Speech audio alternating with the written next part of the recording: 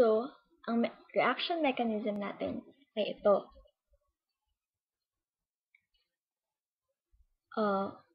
1-methoxy, 2-methylpropene. Tapos lalagyan siya ng hydronium ion minus ang methanol, magiging isopropanol. Propanol. So, ang mangyayari dyan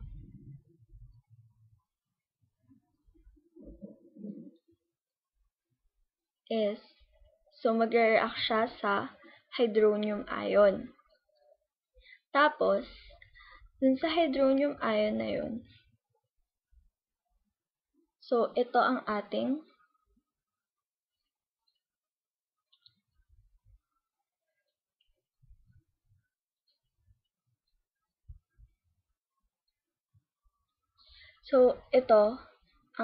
first.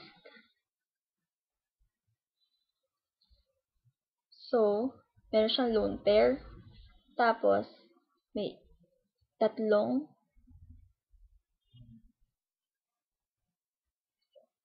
O. May tatlong H na nakabit sa O para mag-form siya ng hydronium ion. So, magiging ganyan. Tapos, ang mangyayari dyan, yung lone pair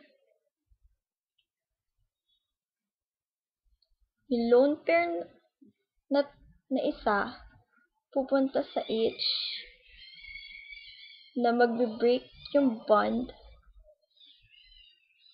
Magiging reason kung ba't nag-break ang bond sa H2O. H3O. So, ang magiging product niyan is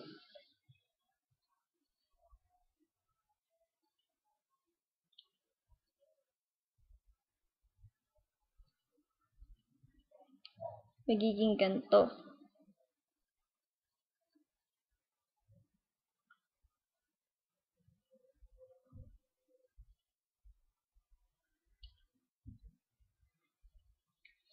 So, magiging ganito siya. Tapos, yung remaining na water na H2O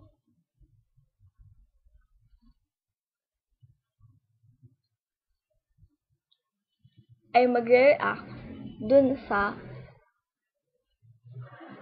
remaining, dun sa intermediate. So, yung lone pair na galing sa H2O mag-a-attack dun sa alpha carbon, which is doon, alpha carbon ng alkene. Tapos, magbe-break yung bond ng katabi niya dun sa O. Kaya, nawala ang CH3OH, which is the methanol. E di, ang magiging resulting product nito ay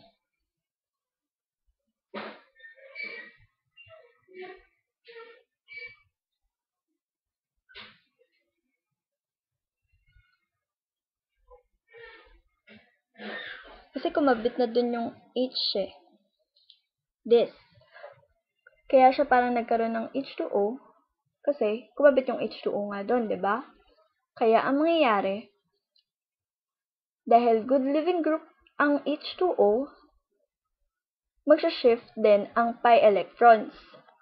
Magsha-shift muna ang pi electrons, tapos mawawala yung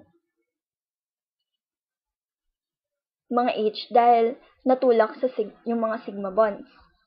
So, ang reaction nun is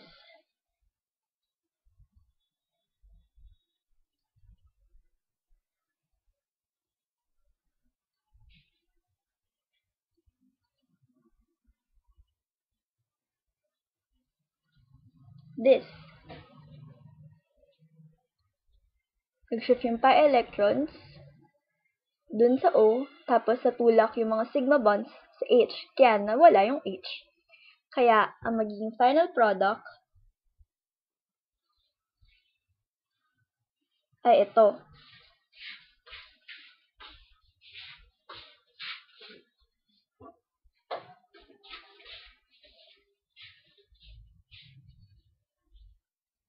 So, nakuha na ang